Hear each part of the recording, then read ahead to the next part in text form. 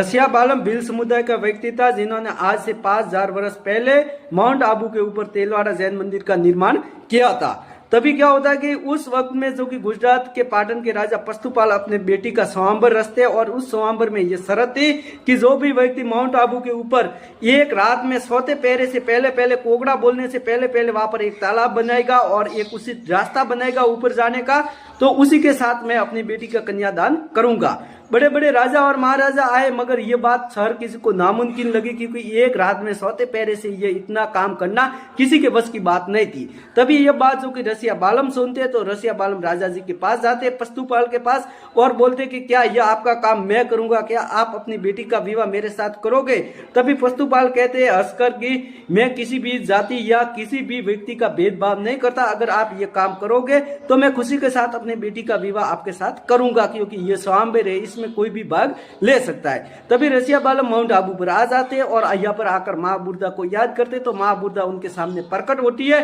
तभी माँ बुर्दा उन्हें आशीर्वाद देती है कि जाओ पुत्र, तुम्हारा काम पूरा होगा, तुम्हारी इच्छा पूरी होगी। तब रसिया बालम मन में शंका जताते हुए कहते कि ये माँ मैं ये कैसे करूंगा, एक रात में मैंने बीड़ा तो उठा लिया मगर मैं ये कैसे करूंगा। तभी माँ बुर्दा उन्हें कहती है कि तुम अपने नकुनों से वहां से थोड़ी सी मिट्टी हटाना, वहां पर बड़ा गड्ढा हो जाएगा, उस गड्ढे के अंदर एक घड़ा पानी का डालना, वो फूल हो जाएगा, फिर तुम माउंट आबू से नीचे उतरना, तुम्हारे पीछे पीछे रास्ता बन जाएगा। यह आशीर्वाद देकर माँ बुर्दा जो कि वहां से अलोप हो जाती है, जहां पर आज भी माँ बुर्दा का मंदिर है। फिर रसिया बालम जैसे माँ बुर्दा ने कहा था वैसे वैसे करते, नकुनों से थोड़ी सी मिट्टी हटाते तो वहां पर बड़ा गड्ढा हो जाता है, उस गड्ढे के अंदर एक गड्ढा पानी डालते तो वो फूल हो जाता है, इसीलिए आज इसको नक्की झील कहते। फिर वो माउंट आबू से नीचे उतरते तो वहां पर एक उचित रास्ता बन जाता है। फिर ये काम करके जो कि सोते पहरे से पहले पहले राजा जी के पास जाते हैं अपनी बारात तैयार कर साथ में जोशी जी को लेकर। तो राजा इस बात की पुष्टि करता है और पुष्टि करके राजा जो कि खुश होता है और